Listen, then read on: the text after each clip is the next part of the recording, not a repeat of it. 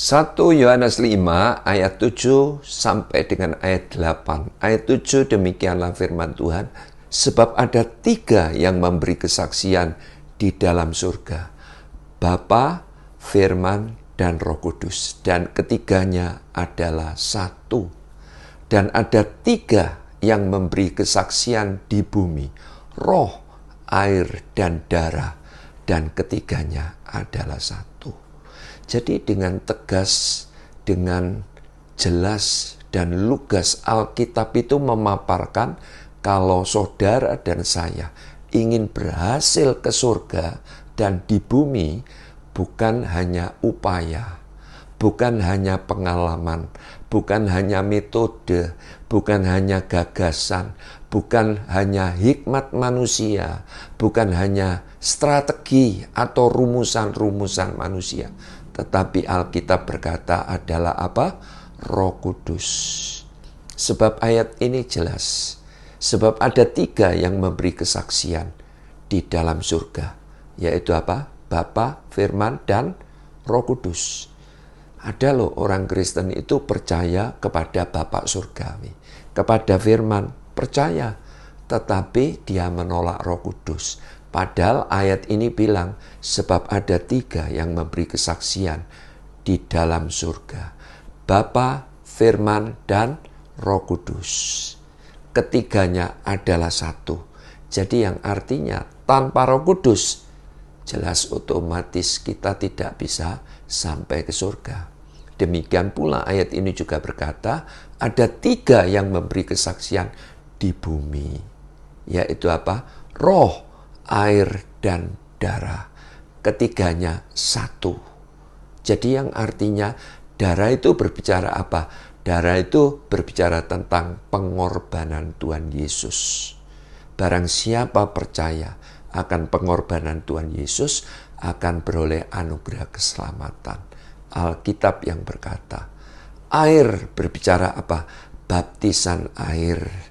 Sebab Alkitab katakan, barang siapa percaya dan dibaptis akan diselamatkan.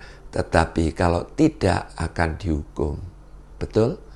Dan roh itu berbicara apa? Baptisan Roh Kudus.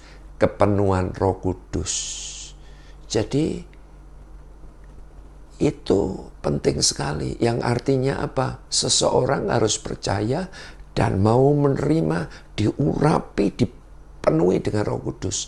Tapi aneh, hari-hari ini ada banyak anak-anak Tuhan ya dipenuhi dengan Roh Kudus, didoakan untuk terima Roh Kudus. Dia takut. Ya, ini salah besar. Padahal yang membuat bertumbuh di dalam kehidupan kekristenan bukan sekedar cuma percaya akan pengorbanan Tuhan Yesus, berbicara tentang darah, bukan hanya cuma dibaptis saja, tetapi kita harus ya dibaptis Roh Kudus, dipenuhi Roh Kudus. Itu yang akan membuat kita itu berbeda. Itu yang membuat kita itu hidup kekristenan kita bertumbuh.